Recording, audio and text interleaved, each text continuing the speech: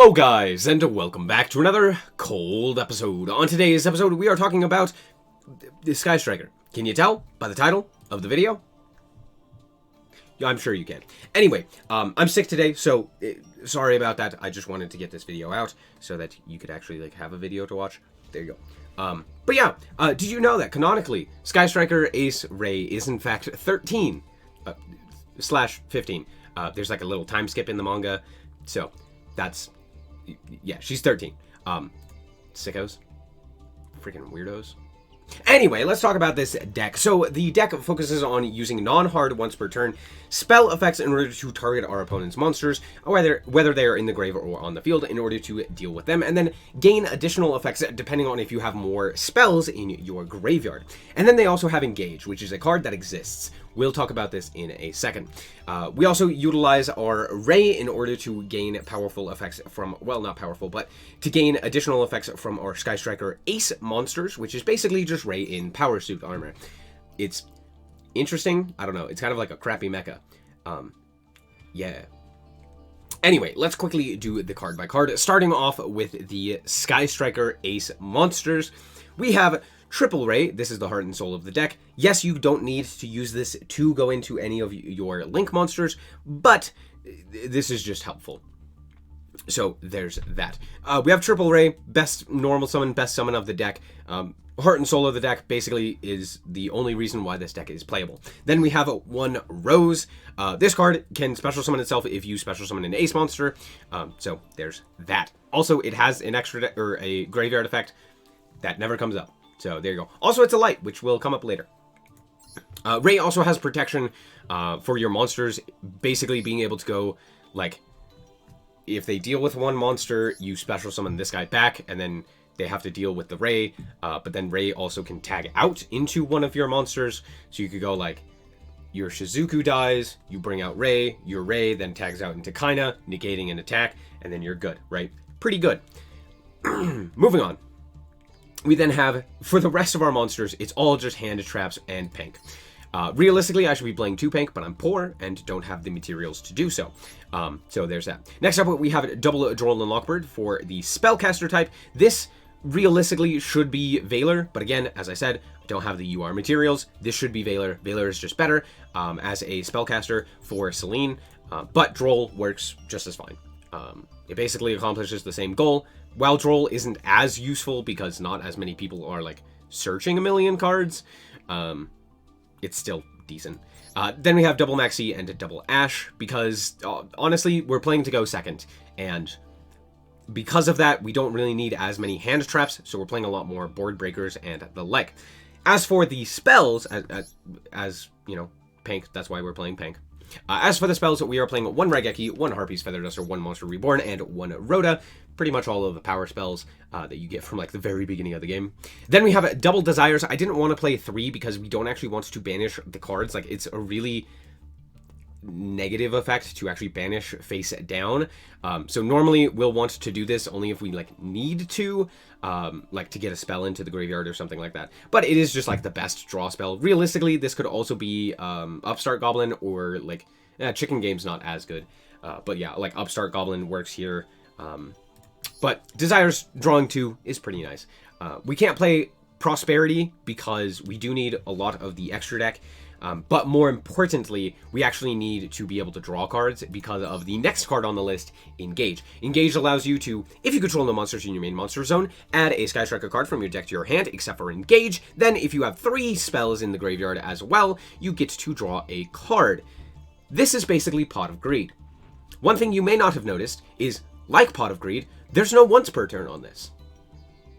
Which means, if you draw both Engage, and enough spells are in the graveyard for you to actually be able to activate both the first and second effect, you can go Engage, Search, Draw a card. Engage, Search, Draw a card. Kagari, Search, Draw a card by adding back the Engage. Yes, that's right, you can add a total of 6 cards to your hand. Why? Why is that the case?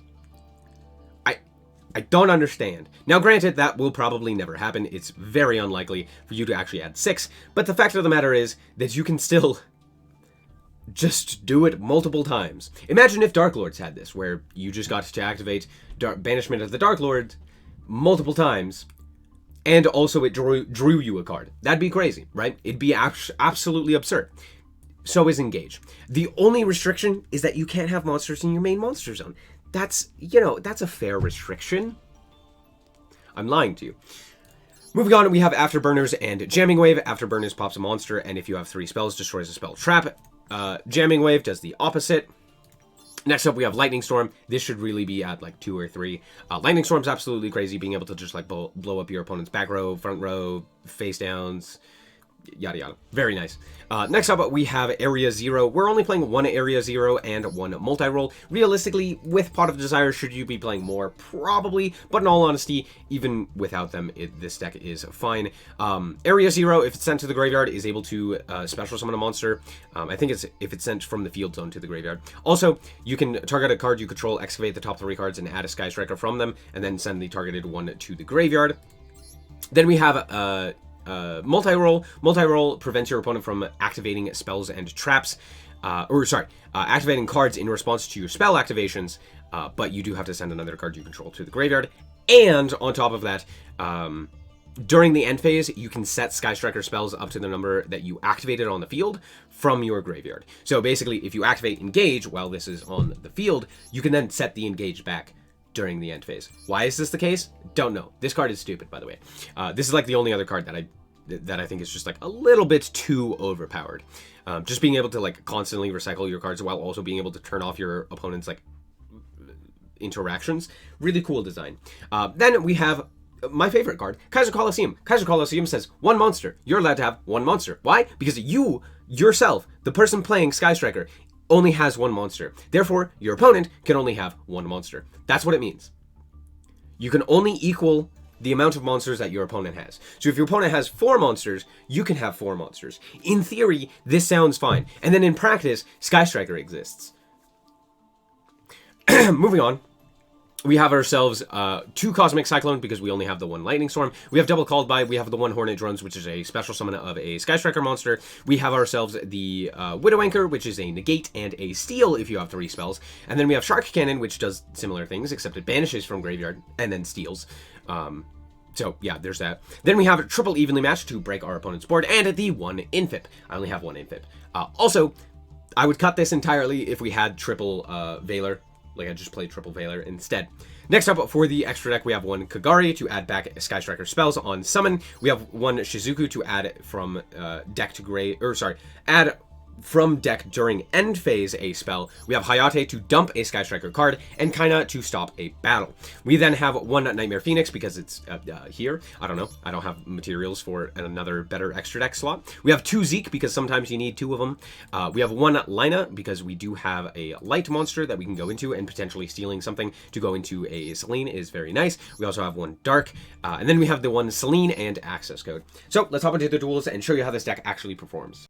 All right, so here we are going first, and you know what? I'm just the better player. Kaiser Colosseum in the opening. You love to see it. So this is the problem with Kaiser Colosseum. So we're going to go and activate the Hornet Drones in order to go into Shizuku, just so that we have it during the end phase. We have something, and we're going to add the Engage. We're going to also activate the Kaiser Colosseum and set the Widow Anchor. And pass back to our opponent. My opponent is on Orchist. Fantastic. So they're going to send a card, and then pass, because they literally can't do anything.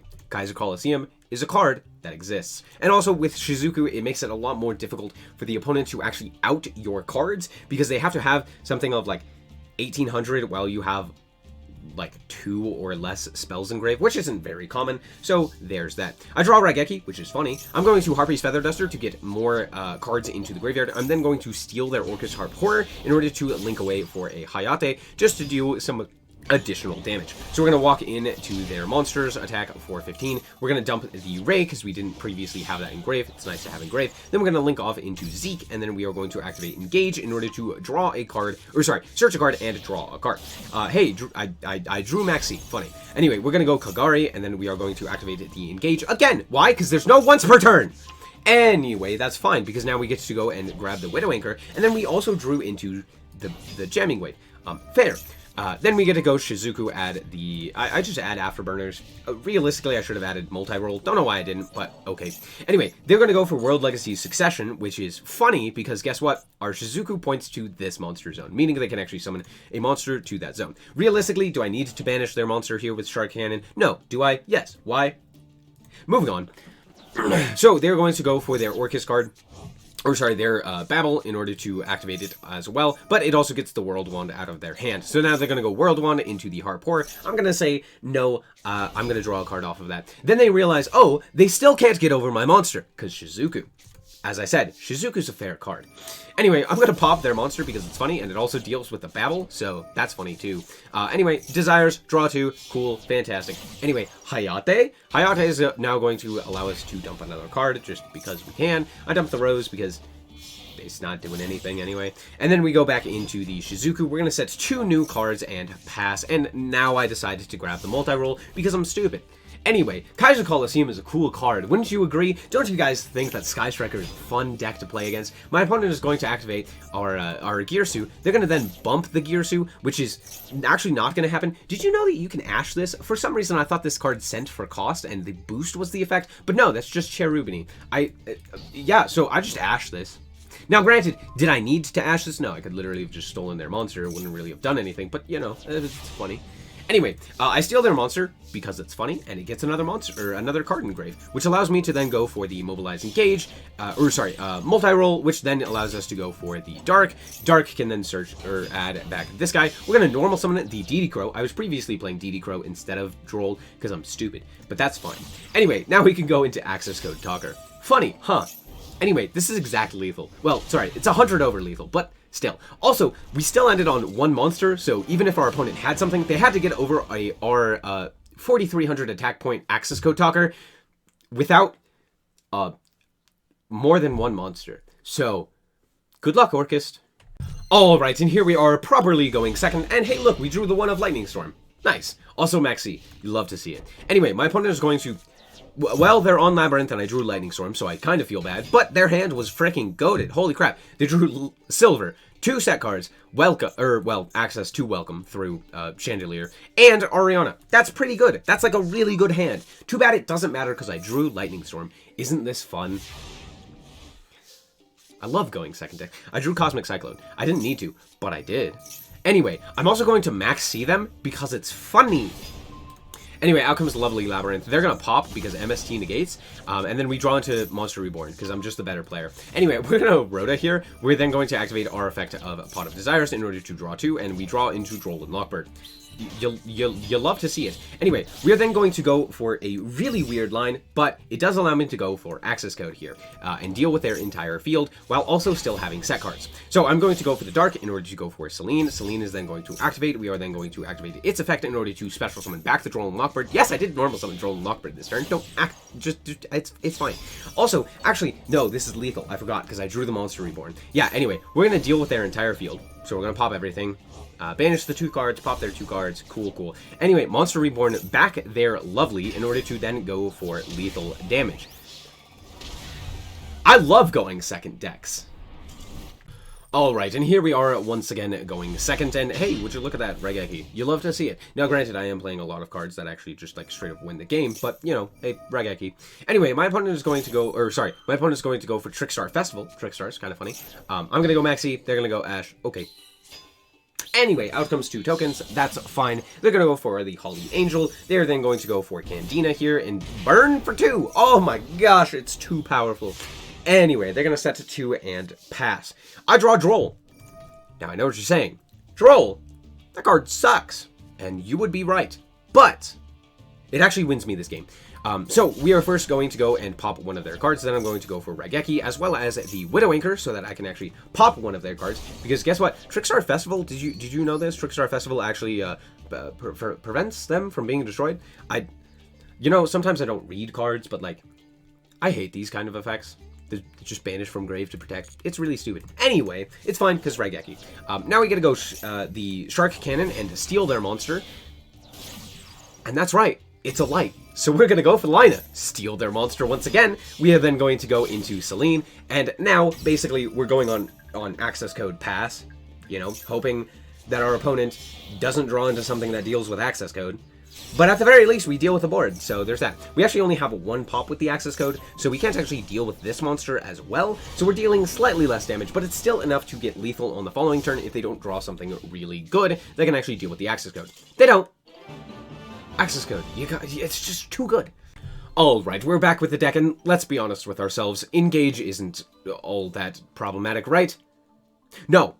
You are 100% incorrect. Being able to search a card and draw a card multiple times a turn is kind of stupid, especially when you are playing more of a control strategy and potentially drawing into things like floodgates or absolute board breakers like Harpies and Raigeki and stuff like that. On top of the fact that you also have insanely easy access to it going second with things like Hayate into Kagari, being able to just like get whatever you need into the graveyard to then go for the engage is kind of crazy.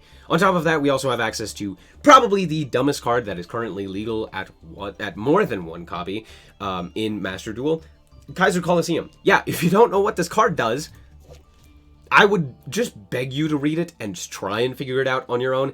If you haven't already read this or don't already understand, give it a try. Pause the video, because I'm going to explain it in like 5 seconds, okay? Okay, now that you're back, basically what it does, you have one monster, your opponent cannot have more than one monster on their side of the field. That also means that they can't potentially go into a Link 1, because they could technically have more monsters on the field. I don't know how that works, but for some reason it does. They can't fusion summon if they have a monster on their field. They can't Xyz summon, you know, they can't go into like a Zodiac. They can't synchro summon, right? Like if they had something in their hands, they can't go into a synchro monster. One monster, that's it. This is why I don't like Engage, or more specifically Sky Striker in Master Duel. I think Sky Striker is great and it's tons of fun to play against, but in the TCG they had Mystic Mine. Mystic Mine is now banned. Sky Striker is Pog. Now they have Linkage. Not the greatest, but it does allow for stupid OTKs, but honestly, Linkage is fine. In Master Duel, we have this. A truly mistake of a card. I don't know how, first of all, I don't know how they printed this card, because, like, genuinely, it reads like someone's thesis for their master's degree, and it just doesn't make sense. You're like, yeah, I have no idea what's going on. But second of all, and more importantly, it's just a stupid card. So, I still don't like Engage. I think it's a broken card. And honestly, you could, if you ban Kaiser Coliseum and you limit Engage to 1, every other Sky Striker card could come off of the list and nothing would be an issue. Genuinely. However, Engage is absolutely problematic. The more copies of Engage that you have, the more degenerate strategies are possible, given the fact that you can just like search out Hornet drones and then like go like Kagari, and now you get a free Pot of Greed potential, you know, with other such draw spells and stuff like that. So it allows for even more consistency in like drawing cards, which already we don't need in this game because there are like a million FTKs. Anyway, my problems run deeper than just Engage. But most of the time, I genuinely like a lot of these cards. Yeah, sure, having no once per turn on like Widowmaker can be a problem, but like, who cares? It's like they have multiple imperms. Oh no. The most that it's going to do is negate and steal, which can be problematic, but like, okay. Shark Cannon is a great card. You know, Afterburner as well as Jamming Wave aren't incredible removal in any way, but the biggest problem that a lot of people have is just the amount of hand traps. Now, I'm not playing a whole lot of hand traps because I'm playing the going second version, but there are going first versions that just play like maximum amount of hand traps, which is cringe. Don't do that. It's lame. It's just, it also just doesn't work. Anyway, that's going to be it for this episode. I hope that you guys did indeed enjoy. If you did, a like is very much so appreciated, and if you want to check out more content like this as well as more Yu-Gi-Oh, then just be sure to subscribe. Anyway, thank you guys so much for watching, and remember to always stay frosty. She's 13, by the way. Bye-bye. Shout out to the Frost Guard, my members. Thank you guys so much for the support, and I hope you enjoy the content.